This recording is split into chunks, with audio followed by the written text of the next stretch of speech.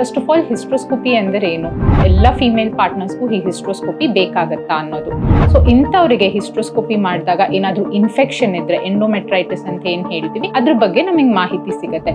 ಇವಾಗ next question ಬಂದು, ಇದು ದೊಡ್ಡ ಪ್ರೊಸೀಜರಾ, ಅನೆಸ್ಥೀಶಿಯಾ ಇರುತ್ತೆ, ಇನ್ನಾದ್ರೂ ಜಾಗ್ರತೆ ತಗೋಬೇಕಾ ಅಂತ. ಇವತ್ತು ನಾವು hysteroscopy, role of hysteroscopy in IVF ಬಗ್ಗೆ ಮಾತಾಡೋಣ. ಫಸ್ಟ್ ಆಫ್ ಆಲ್ ಹಿಸ್ಟ್ರೋಸ್ಕೋಪಿ ಅಂದರೆ ಏನು? ಆ ಹೆಸರೇ ಹೇಳೋಂಗೆ ಹಿಸ್ಟ್ರೋಸ್ಕೋಪಿ ಅಂದರೆ ಗರ್ಭಕೋಶದ ಒಳಗಡೆ ಒಂದು ಸ್ಕೋಪ್ನ ಹಾಕಿ ನೋಡೋದು. ಇದರಿಂದ ನಮಗೆ ಏನು ಗೊತ್ತಾಗತ್ತೆ, ನಮಗೆ ಗರ್ಭಕೋಶದ ಬಗ್ಗೆ, ಗರ್ಭಕೋಶದ ಕ್ಯಾವಿಟಿ ಬಗ್ಗೆ, ಅದರ ಪದ್ರ ಅಂದರೆ ಲೈನಿಂಗ್ ಬಗ್ಗೆ, ಎಂಡೋಮೆಟ್ರಿಯಂ ಬಗ್ಗೆ, ಪ್ಲಸ್ ಏನಾದರೂ ಅಬ್ನಾರ್ಮ್ಯಾಲಿಟೀಸ್ ಇದ್ದರೆ, ಫೈಬ್ರಾಯ್ಡ್ ಆಗಿರ್ಬೋದು, ಯಾವುದಾದ್ರೂ ದುರ್ಮಾಂಸ ಆಗಿರ್ಬೋದು, ಏನಾದರೂ ಇದ್ದರೆ ಅದ್ರ ಬಗ್ಗೆ ಮಾಹಿತಿ ಸಿಗುತ್ತೆ. ಆ್ಯಂಡ್ ಇದರ ಅಡ್ವಾಂಟೇಜ್ ಏನಪ್ಪ ಅಂದರೆ, ಅದೇ ಸಿಟ್ಟಿಂಗಲ್ಲಿ ನಮ್ಗೆ ಏನಾದರೂ ಅಬ್ನಾರ್ಮ್ಯಾಲಿಟಿ ಕಾಣಿಸಿದ್ರೆ ಅದನ್ನು ಸೇಮ್ ಸಿಟ್ಟಿಂಗಲ್ಲೇ ಟ್ರೀಟ್ ಕೂಡ ಮಾಡಬಹುದು. ಇನ್ನೊಂದು ಕ್ವೆಶ್ಚನ್ ಏನು ಅಂದರೆ, ನಮ್ಮ ಹತ್ರ ಬರೋ ದಂಪತಿಗಳು ಎಲ್ಲರಿಗೂ, ಎಲ್ಲ ಫೀಮೇಲ್ ಪಾರ್ಟ್ನರ್ಸ್ಗೂ ಈ ಹಿಸ್ಟ್ರೋಸ್ಕೋಪಿ ಬೇಕಾಗತ್ತಾ ಅನ್ನೋದು. ಖಂಡಿತ ಬೇಕಾಗೋದಿಲ್ಲ. ಫಸ್ಟು ನಮ್ಮ ಹತ್ರ ದಂಪತಿಗಳು ಬಂದಾಗ ಹೆಂಗಸರಿಗೆ ನಾವು ಸ್ಕ್ಯಾನ್ ಅಂತ ಒಂದು ಮಾಡ್ತೀವಿ. ಆ ಸ್ಕ್ಯಾನಲ್ಲಿ ನಮ್ಗೇನಾದರೂ ಅಬ್ನಾರ್ಮ್ಯಾಲಿಟಿ ಕಾಣಿಸ್ಕೊಂಡ್ರೆ ಅಥವಾ ಬೇರೆ ಏನಾದರೂ ಸೂಚನೆ ಇದ್ದರೆ ಆವಾಗ ನಾವು ಈ ಪ್ರೊಸೀಜರ್ನ ಸಜೆಸ್ಟ್ ಮಾಡ್ತೀವಿ.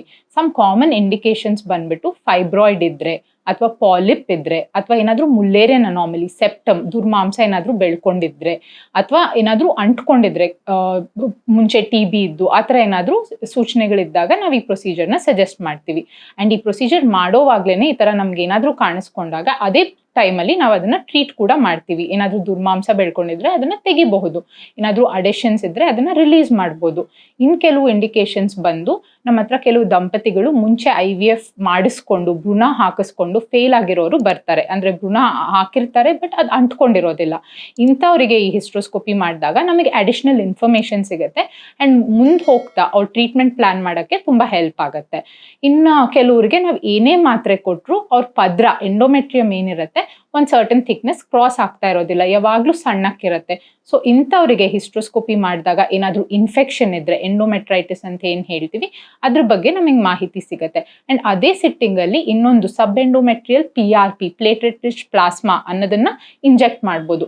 ಇಂಥ ಕೇಸಸ್ಸಲ್ಲಿ ಪದ್ರ ಥಿಕ್ನೆಸ್ ಇಂಪ್ರೂವ್ ಆಗೋದಕ್ಕೆ ಪ್ಲಸ್ ಅದರದ್ದು ಬ್ಲಡ್ ಫ್ಲೋ ಇಂಪ್ರೂವ್ ಆಗೋದಕ್ಕೆ ಇಂಥ ಪ್ರೊಸೀಜರ್ಸ್ ತುಂಬಾ ಹೆಲ್ಪ್ ಮಾಡುತ್ತೆ. ಆ್ಯಂಡ್ ಮುಂದೆ ಹೋಗ್ತಾ ಅವ್ರ IVF ಸಕ್ಸಸ್ ಕೂಡ ಚೆನ್ನಾಗಿರುತ್ತೆ. ಇನ್ನು ಕೆಲವರಿಗೆ ಲ್ಯಾಪ್ರೋಸ್ಕೋಪಿ ಅನ್ನೋ ಪ್ರೊಸೀಜರ್ ಮಾಡ್ತಾ ಇರ್ತಾರೆ, ಟ್ಯೂಬ್ಸ್ ಓಪನ್ ಇದೆಯಾ ನೋಡೋದಕ್ಕೆ ಅಥವಾ ಡ್ರಿಲ್ಲಿಂಗ್ ಮಾಡೋದಕ್ಕೆ. ಅಂಥವರಿಗೆ ಆ ಪ್ರೊಸೀಜರ್ ಜೊತೆ ಇದನ್ನು ಕಂಬೈನ್ ಮಾಡಿದಾಗ ನಾವು ಗರ್ಭಕೋಶದ ಒಳಗಡೆ ಇರೋ ಕ್ಯಾವಿಟಿ ಬಗ್ಗೆ, ಪದ್ರದ ಬಗ್ಗೆ ಕೂಡ ಮಾಹಿತಿ ಪಡಿಬಹುದು. ಇವಾಗ ನೆಕ್ಸ್ಟ್ ಕ್ವೆಶ್ಚನ್ ಬಂದು, ಇದು ದೊಡ್ಡ ಪ್ರೊಸೀಜರಾ, ಅನೆಸ್ಥೀಶಿಯಾ ಇರುತ್ತೆ, ಇನ್ನಾದರೂ ಜಾಗ್ರತೆ ತಗೋಬೇಕಾ ಅಂತ. ಇದು ಡೇ ಕೇರ್ ಪ್ರೊಸೀಜರ್. ಶಾರ್ಟ್ ಅನೆಸ್ಥೀಶಿಯಾ ಅಲ್ಲಿ ಮಾಡ್ತಾರೆ.